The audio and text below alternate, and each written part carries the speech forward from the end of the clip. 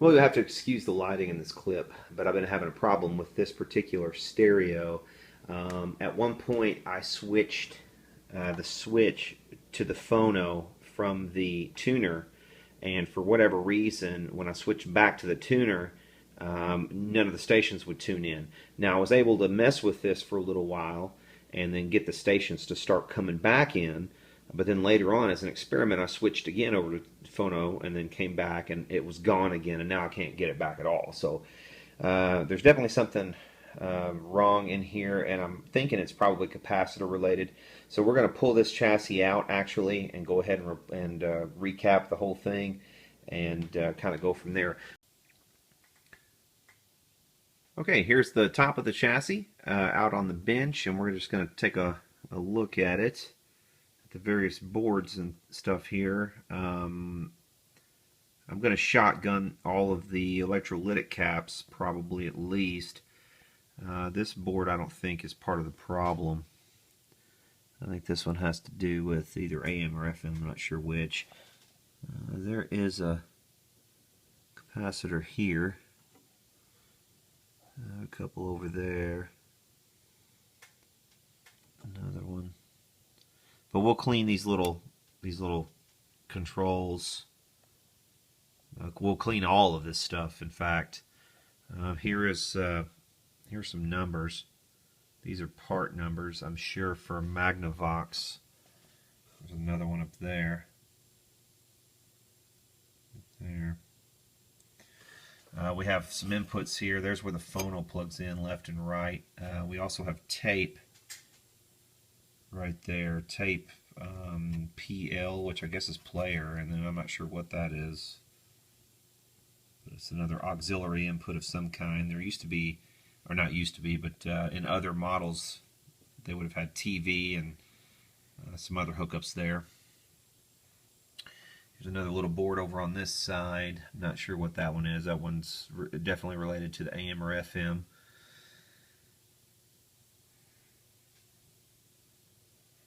And I don't think, again, I don't think those are the problem because both the AM and FM are out. So it has something to do, I believe, with the audio amplifier or the power in general. I'm really not sure. We'll just have to take a look. A couple of Zener diodes right there. I might just check those for the hell of it while I'm in here. And again, I'll spray these. Let's check the other side. Actually, before we do that, here's the chassis number. Right there, R20413, CA. 9th month of 1965. So September 1965 is when the chassis was completed. Let's look at the other side of the chassis.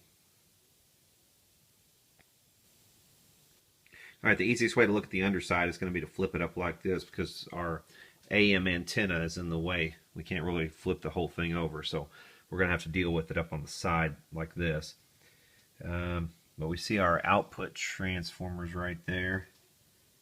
And everything in here is pretty much dated 1965, and I have a feeling these are going to be as well. Yep, 1965, 37th week and 38th week. So, I'm going with the trend. Here's a pot down here. This is a hum, or not a hum, excuse me. That's the balance pot for the speakers. That is a CTS pot, 1965, 33rd week. So, yeah, everything's kind of the mid to late 1965 range on all the parts. These Nishikons capacitors, 1965 right there, 31st week. All these are original caps. There's another Nishikon back there. All these are going to be replaced. I have a suspicion that one of these might be our culprit. One or more, actually, of these Nishikons might be our culprit. They're good caps, but they have pretty much outlived their welcome. They've been in this thing for 50 years, so it's time for them to go. Here's another chassis designation, 703065, 865, so August 65 on that one. Got a bunch of little caps on this board as well, and I suspect our problem may be on this board because I think this is the audio output This is the audio amplifier right here, I believe. It makes sense that it would be because there are no. It's right next to the output transformers, and it's also it also has none of the tuning cans on there. So yeah, that's probably audio. But we're gonna clean this, clean all of our controls, replace all these Nichicons for sure. There should be a can cap right here. There is one. And there's also a couple of rectifier diodes. We'll look at those too, just to be sure. I mean, they should be fine because I'm getting power, so that's not an issue. Here's our big across-the-line capacitor right there. But yeah, just looking through this thing, just get a good look. I don't see anything obviously burned yet. Yeah, see, a lot of this stuff must be power rail related. 250 microfarads on these caps, but they're pretty low voltage, 25 volts on these things. 250s at 25 volts. I'm not sure if I have any 250s. I probably don't. Most of the stuff I work on is tubes, so we don't usually deal with 250 microfarads. I'll look and see, but I kind of doubt I have those. But just looking at all these power resistors in here, these bigger resistors, they all look okay. I don't see any obviously burned, so I don't know. We're just going to come in here and probably shotgun all these Nichicon caps. Maybe test it again and see where we're at, see if we have anything at all, and then I'll probably come in here. If it still doesn't work, I'll come in here and start with this board and test the components on this. So, and clean everything as well. So let's do all of that. Okay, I've been doing a boatload of troubleshooting on this one board right here in particular, and replaced all of the little small electrolytic capacitors on this board because it had a bunch of these Nichicons on it also, and these have all been drifted way upwards, and I'll show you what I mean. This one was supposed to have been rated at 20 microfarads, and it is at 40 almost microfarad. This one was supposed to have been 100 microfarad, and it's 163. This one was supposed to have been 150, and it is 273 microfarad. And just for giggles, these are the electrolytics off the other side of the board. This one was supposed to be 100, and it's 186. Here's one of the 250s, measuring a whopping 468. And finally, here's a 250, measuring a whopping 423 microfarad. So as you can see, these Nichicons had well outlived their lifespan. Also on this same board, I think I have found the culprit. There was a little transistor right in this position that doesn't seem to be measuring good. Yeah, the number on this thing is an SE4002. So we need to look up this little transistor and see if we can't find a replacement. I may even have one on hand. Okay, I've replaced one of these transistors, specifically that one right there. I replaced that one. That's the one I thought was bad. And I've gotten radio stations back. AM is especially good. Let's see. Let's turn it up just a little bit.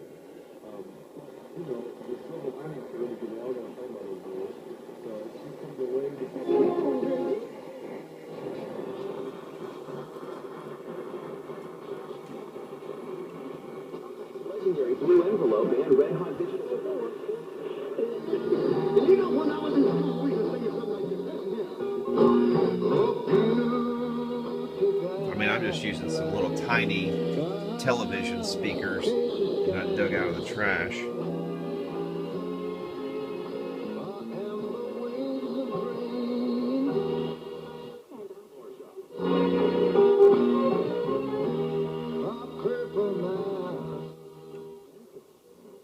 the state semifinal. So I think if you're Coach Will Wolford, you're happy with that kind of.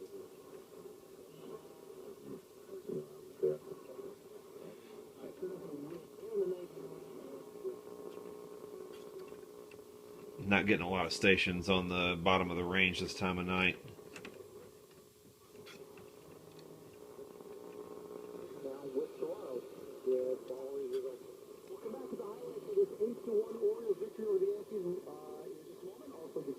But we do have quite a few things coming in. Now let's switch to FM, and I'll show you what sort of thing I've got going on now with FM. I have to turn it up a bit because although FM is coming in, it's not coming in very well, and it's not coming in very loudly.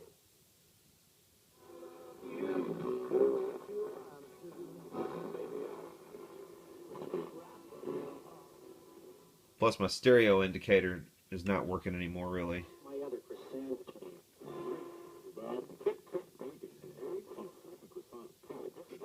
This is a Burger King breakfast. Get 2 croissant sandwiches now for just $4. Only at Burger King. You're up and get ready. Cabela's Ultimate Outfitters. Save 25. But check this out. Check out what I can do here. I'll grab this board. This board's not screwed down right now. Check this out. Scopes. Plus, order your... Come to Cabela's Ultimate. I can lift it completely off the chassis where it's not grounded, and then I can take like one corner and touch the chassis. And momentarily it will spike in volume and then it will subside again. Okay, I've been monkeying with this thing a little bit more. I changed another one of the transistors and also did a complete alignment on the thing.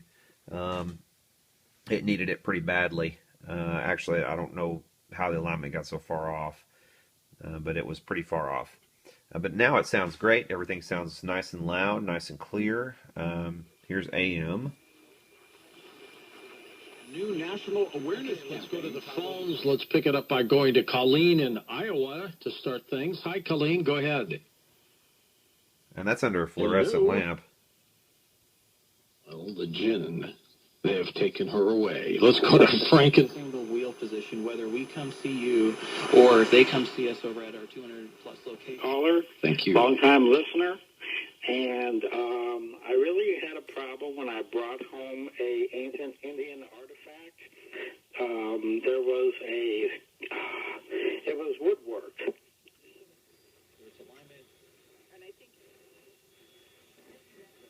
Grissom, Walter M.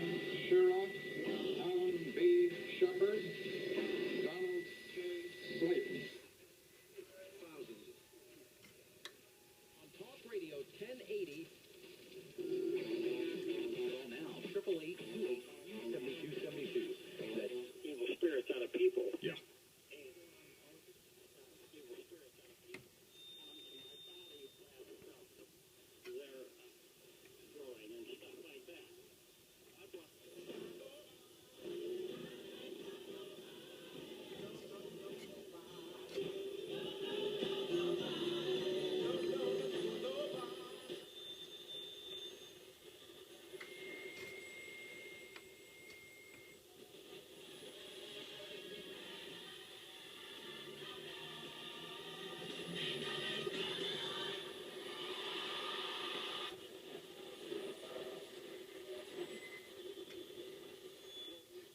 Anyway, you can see how many stations I'm getting. I mean, that's a lot of stations. And I started up the dial as well.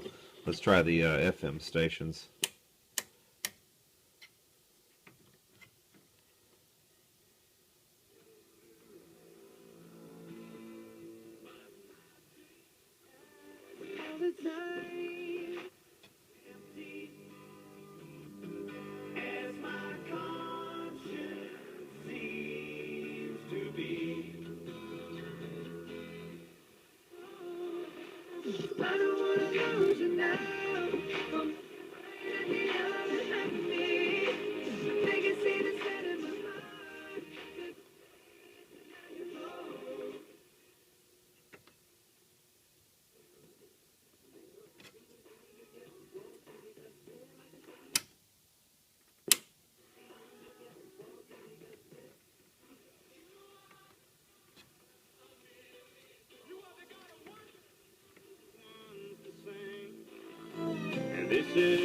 just another way of saying the same thing.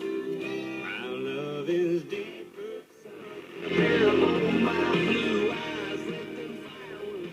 There's the stereo indicator light bulb right there. You see it lights up when you get a strong station. Alright, while working on that other console, in the meantime, the new needle arrived for this console. So we're going to go ahead and install that. They did not have the double-sided needles in stock, the ones that were for 78s also that you can flip over. So I just went ahead and got this one. I probably will never use the 78 one anyway, to be honest. So we're going to install this one and see what it sounds like. And here's what the two needles look like side by side. The one on the left is the original one that I got in the unit, and the one on the right is the one that I just ordered. Let's go ahead and install this one on the right and see what it sounds like. We're going to try a trick on this grill cloth on this side of this unit. As you can see, it's kind of pooching out a little bit, and this side's pretty tight over here, but this side is not. So we are going to try the hairdryer trick and see if it draws all that up. So let's get our hairdryer and we'll put it on hot and low.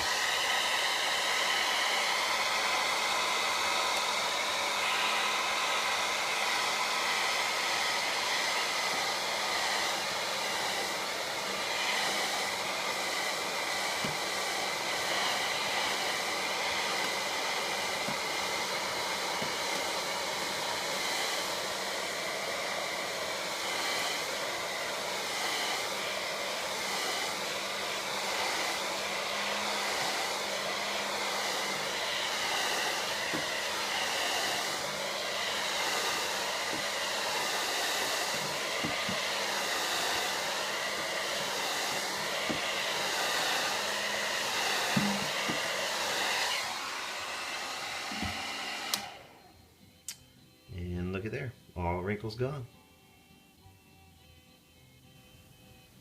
Okay, I've done some more servicing and lubrication on this one again, and I think we're ready to test it. And in order to do the test,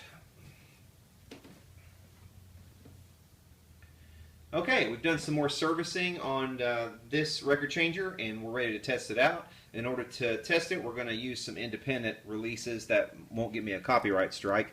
I'm going to check it out with this one. This is by my buddy named John Bellows, and the name of the album is Clean Your Clock.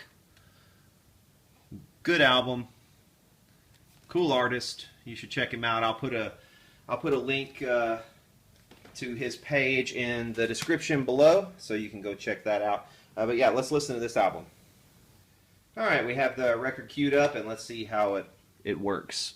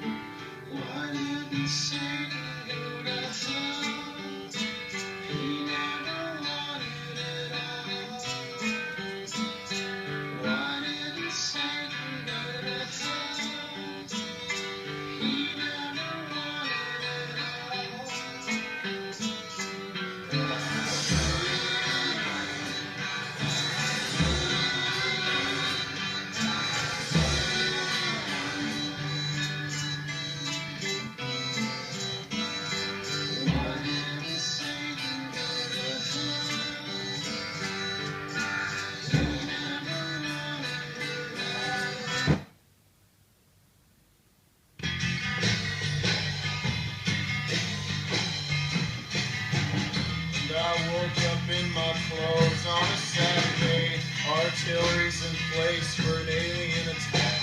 Got thoroughly collapsed from a heat stroke when I was on the back porch telling you that. And I'll warn you, misinform you with sudden surprise. All dressed up to mess up and doubt I'm gonna make it on time. This madness, this sadness, Don't expect no compassion unless you're given some.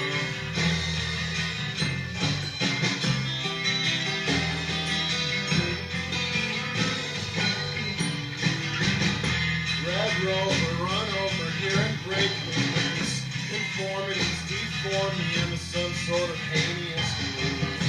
And I told you so, the melodies are all tangled up like wire inside a soft cushion, poking through, messing it up.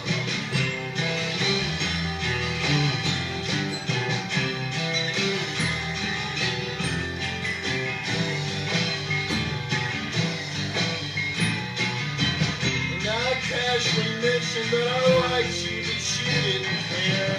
And to think that you were the diversion that brought me here. But I'll trick you, I'll kill you, I'll make you my own. Charm your heart with the cannon string telephone.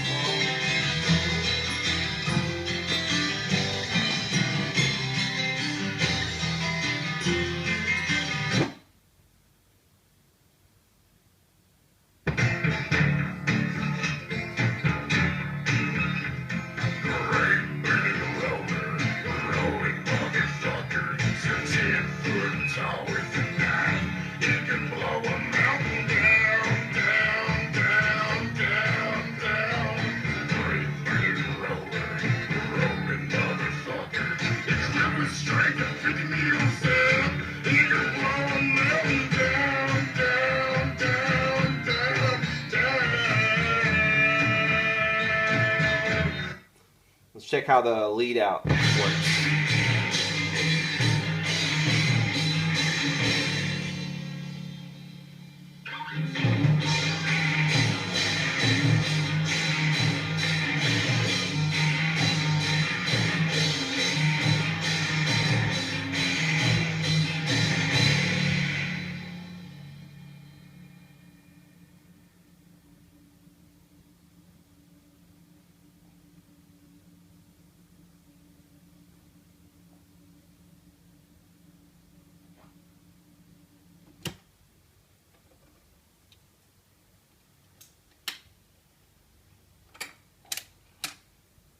And there it goes.